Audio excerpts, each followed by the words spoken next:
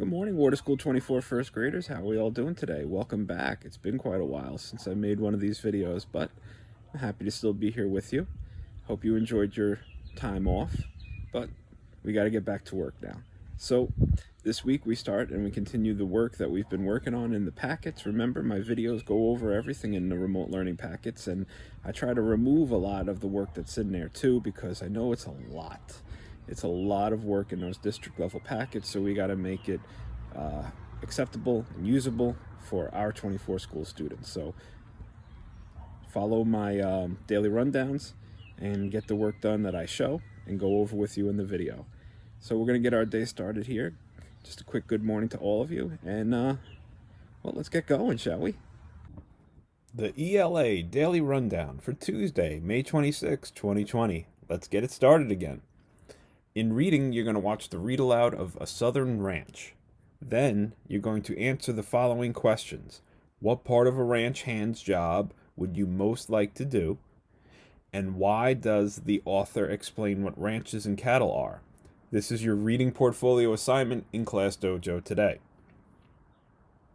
Then we're going to discuss the meaning of these words: impression, favorite, errand. You're going to try to use those words in a sentence orally. You'll see scratched out was read a big fish in a small lake and answer the questions. We're not going to do that today. We're going to skip that. Moving on to writing, Daily Fix It 1 through 5. You are only going to do 2 for your writing portfolio. You can look at all 5, but do 2 for your writing portfolio in Class Dojo. Then you'll see Realistic Stories, page 460 and 464 is crossed out. That's in the interest of time. There's a lot of work assigned for Tuesday, May 26th from the packet.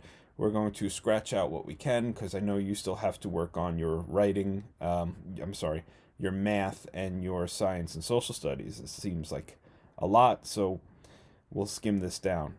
In foundational skills, you're going to go back to the spelling menu, what was called spelling bingo previously. Now they're calling it spelling menu. I don't know why, but whatever. It's the same thing. You're just going to complete 2 boxes. You'll notice brainstorm a list of words that rhyme with pie and brainstorm a list of words that rhyme with light is crossed out. You do not have to do that. Vowel digraphs, IE and IGH practice. We're going to work on that together on screen here, page 457. Then we're going to practice reading some words. I'm not going to say them here.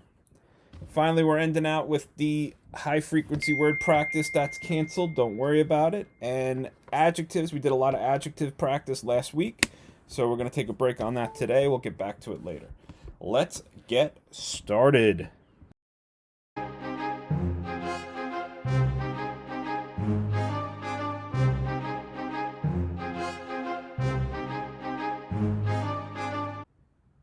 A Southern Ranch by Yosel. Ooh, I'm not even going to try that one. By Yosel Riesenfeld. This genre is expository text. Expository text tells about real people, places, and events. In this selection, you will read about a ranch in the southern part of the United States. Consider this question as I read. Why do we treasure special places? Let's begin. The sun isn't up yet, and high above the land the moon still gleams in dark skies. But lights are on in this place. Another day is starting on the ranch. Ranches are places that raise livestock. Horses, cows, sheep, and goats are livestock. This ranch raises cows or cattle. Ranch hands help look after the livestock and the ranch. Ranch hands no longer take cattle up long trails. Ranch hands may drive pickup trucks, but they are still much like the ranch hands long ago. Ranch hands still ride horses and use lassos. They still care for sick animals. Ranch hands still watch herds of cattle. If cattle go the wrong way, ranch hands must lead them the right way. In summer, if herds eat all the grass in one place, ranch hands take them to another place. In winter, ranch hands feed herds hay and grain. Roundups take place in spring and fall. Ranch hands go out in the field and look for cows. This is not an easy job. Cows might be standing under a tree or grazing at the bottom of a hill. After getting 8 or 10 cows, ranch hands must keep them together and keep them walking. Cows might run off. Ranch hands must chase them and bring them back. Ranch hands need well-trained horses for this work. These horses can be steered by just a touch, and they know cows. Sometimes cattle dogs help keep the cows together too. Ranch hands bring small bunches of cows to the same spot. 9 or 10 become 40 or 50. Then ranch hands bring those bigger bunches to another spot. In time, the herd might number 600 or more. Keeping this big herd together is hard. Some ranch hands ride point or in front. Some ride swing or on each side. Some ride drag or in the back. That is a dusty job. Ranch hands take the herd to the ranch. Those cows that are being sold are loaded on trucks and shipped off. The rest will be sent back to graze on more grass. Roundup has ended. After so much time on horseback, weary ranch hands can rest. They eat and talk and laugh. Then it's back to work on the ranch. Hope you enjoyed it. Let's go on to the questions.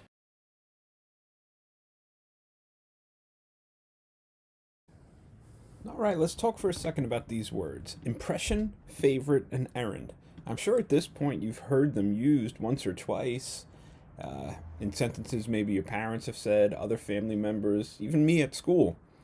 So impression would be, there's two ways to describe this. Someone can do an impression, meaning I can make a voice sound like Miss Tobin, and I would do an impression of Miss Tobin.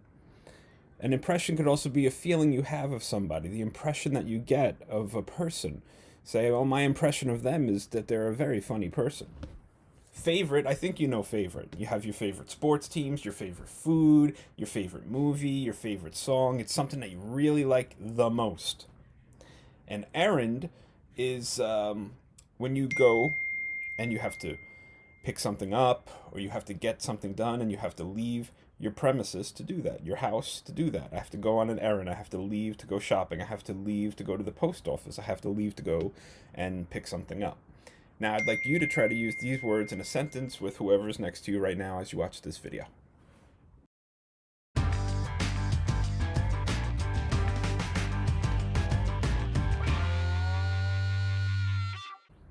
The Daily Fix-It. All right, here's Daily Fix-It number 1 through 5. Remember, you only have to choose 2 that you want to correct.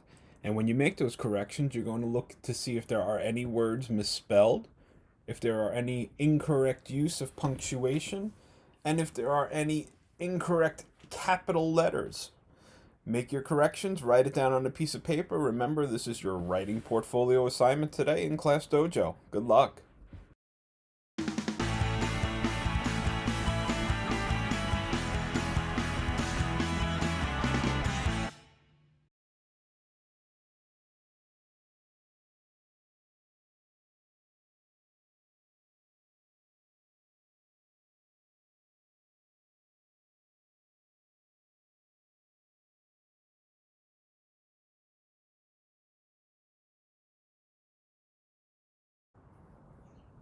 Let's take a look at vowel digraphs, IE and IGH. We're going to circle the word for each picture. Take a look at number 1. Number 1 here is showing a picture of, is it note? No, it's night. Notice the sound that the IGH makes. I sound, night. Let's look at number 2. This person in the bed, are they sit or lie? Now, that's not lie like you think it is. That's not like telling something that's untrue. That's lie as in lie down. And you see here the IE makes that I sound again. Number 3. Is that a T or a tie? That's right. That's a tie. T-I-E. The I-E making the I sound. Number 4. Those 2 cats, what are they doing? They're not fit. They are fight. F-I-G-H-T, the I sound.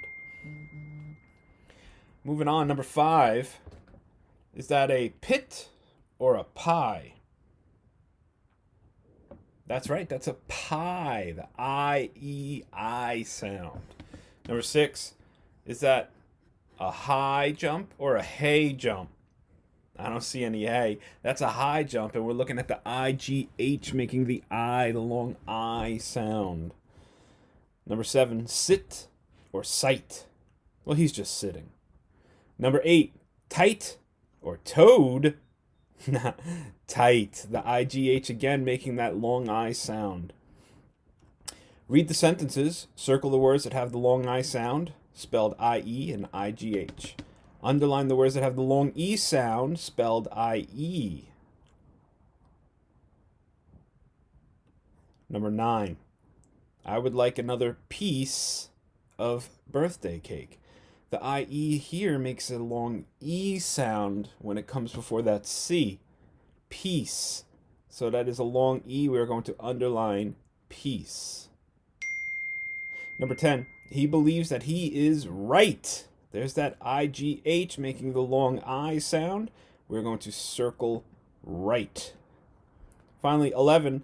I am sorry that I lied to you. That's I-E making a long I sound, so we shall circle it. Remember, you don't have to do this on your own paper at home. It's fine if you do. Some of you I know don't have the remote learning packet. That's why we did the page on the screen here together. Hope you got something out of it.